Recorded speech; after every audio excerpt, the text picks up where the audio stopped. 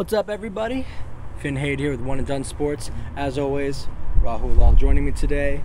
We're going to talk a little high-risk, high-reward players in this year's NBA draft.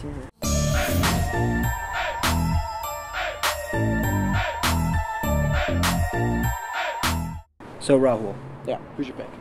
My guy's Kevon Looney out of UCLA. 6'9.5", 7'3", wingspan, 220 pounds. First thing that hits you is looking at, his physicals, the things that you can't teach. His body is almost just like KD's. He lacks a little bit of strength, but that's something that can be developed, that can be taught, that can be worked. He's got a good work ethic, so that can definitely come.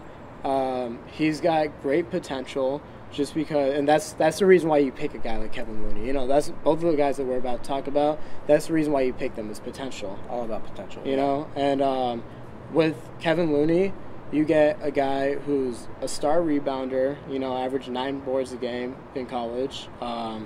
They can only go up. His arms are so long, and he's got a great three-point stroke. He shot 43% from the field from the three-point range last season. That's good. But some of the things that definitely will come back to bite him is the fact that he can't control an offense on his own. He can't run an offense, and he's not a great finisher inside because he lacks that strength.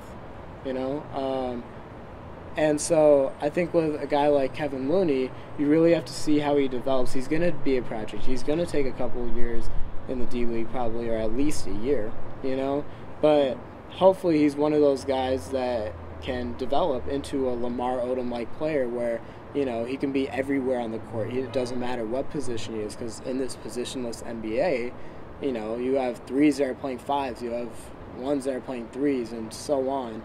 So I think that he can really develop if he can get some more consistency, get a little bit stronger, polish up some of those moves a little bit. There you go. Who's your guy? My guy is Kelly Oubre out of Kansas. He's a 6'7", shooting guard / small forward, as you say, wing player. He has a 7'1" wingspan, so he's long, right? He shoots 63% from 3, 50% from 2. Okay, this guy only played 20 minutes. He's a young guy. Yeah. Averaged 9, 5, and 1 steal. So 5 rebounds, by the way. But so he didn't put in a lot of stats, but he showed a lot of great potential. Yeah, definitely. He has a very high release, which I love. Very high release, which translates great into the NBA because you can shoot over guys that are taller than you. Yeah. Very smooth shooting stroke. I love it. Okay.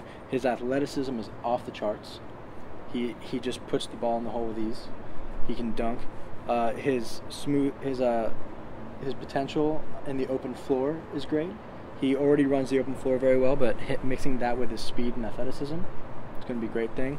What he needs to do is he needs to basically polish up his decision making, kind of just not turn the ball over as much. Make sure he calms down and just plays the game. Let it come to him instead of trying to be an overwhelming scorer. And with him, it's the same as you talked about, potential. This guy can just have a good work ethic and put in the time. He's got the shooting stroke. He's got the athleticism. Definitely. He has a lot of defensive potential, so he'll be a great player. And you know what? He was coached by one of the best in the college game with Bill Self. Came out of a great Kansas system that for years has proven that these guys can come in and make a difference in the NBA. Yeah. You know what I mean? And he got nothing but better since he came to Kansas. Exactly. So he's going to be a good high-risk, high-reward player for a team. Maybe like Milwaukee would be a good team. If Utah wants to take him, that's the kind of team I could see him going to. So let's move from high-risk, high-reward to guys we know are going to be good right away. Yeah. Those guys that you're like, okay, this guy already has talent. He's going to contribute right away. Who's your safe pick? I think my safe pick is somebody that a lot of people may not even really know about too much because he went to Arkansas, not a big name school, played in the SEC. Bobby Portis, 6'10.5", has about 7'1" wingspan. Kind of reminds me a little bit of like a little baby Zach Randolph. And I think that, yeah, that's always good. Or like almost a little bit like Nene.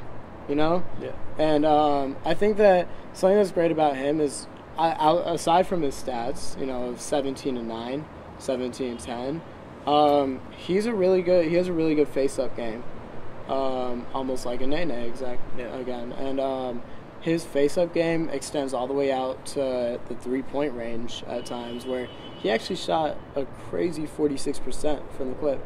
Even though, you know, he's not a three-point shooter, but he's smart about it. He knows when to pick and choose his shots. Yeah. And that's a big thing. That maturity, that basketball IQ, and something that he has and nobody else has, outside of maybe, you know, a handful of other people in this draft, his motor.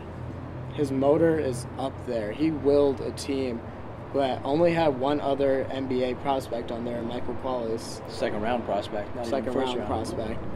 He willed that team to, you know, beat Kentucky in the regular season, or in the, you know. So that's just incredible to me, is that a guy like that, a guy who doesn't have that insane athletic ability or the explosiveness or, you know, the post moves. He's not even that polished down on the post, but the fact that he can do that, he can use his toughness, he can use his basketball IQ, and really outsmart a lot of guys to be able to, you know, be a top player. I think that it's going to be great to see him be a top 15 pick. I think that he's going to go to a team that knows what they need. They need a guy to come in right now and contribute, you know. Even a team like the Pacers or somebody could definitely use a guy like that. And so I think there are plenty of teams out there who are looking for a guy with his skill set.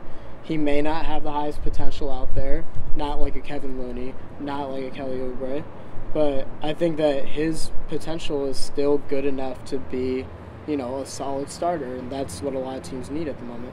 Not to mention, he had a 30 PER.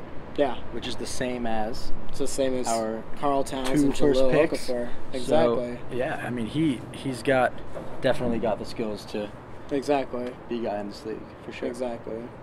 So for mine, I got Willie Cauley-Stein. Mm-hmm. Sorry, Willie Trill Cauley-Stein. Of course, Trill. The correct name. Mostly because he's the best defensive player in this draft, for sure. Most polished defensive game. He averaged 3.6 blocks and 1.8 steals per 40 for a 7-foot big man. That's very, very good. Incredible. He's got size, 7 foot, 7'1" wingspan. He's got speed, which is something that a lot of big men lack in this league. He can run the floor. He can catch those alley-oops. He reminds me of DeAndre a lot in that fact. Definitely. He also has offensive potential, which I like looking at defense first. He's got it. Yeah. He's also got offensive potential. He can hit a mid-range shot every now and then. Yeah. But the fact that he can hit it shows you that he will be able to if he works on it. Yeah. So he's got the skill set that's going to translate great into the NBA. Definitely. He has the potential to grow his offensive game. I think he could be, if he put in the right situation, a starter right away. Yeah. Or a backup man, and definitely he's going to be a starter for a long time. I mean, look, defense is what gets you on the court. That's what gets you playing minutes, especially as a center. Yeah, and you have a guy who's that big, who's that mobile, who's that athletic, who can also guard. He guarded 5 positions in college. He can probably guard at least 3 in the NBA. NBA. You know, like, to have a guy who can come in at the 3, the 4, or the 5 and be able to guard, he's going to come in and make a difference right away for any team. And he's such a safe pick, especially defensively, that I don't think that, you know, I don't think it's a stretch to say that he can go top 5. Oh, for sure. At all, you know? You heard it here first. Look for Kevon Looney, Kelly Oubre in like 3 years. Maybe 3 years. Maybe they'll be taking over the NBA. Next year, look for Bobby Portis and Willie Cauley-Stein. Yep. Willie Trill. Cauley-Stein. All right. From One and Done Sports, Finn Hade, Rahul Lal. We'll catch you later. Catch you later.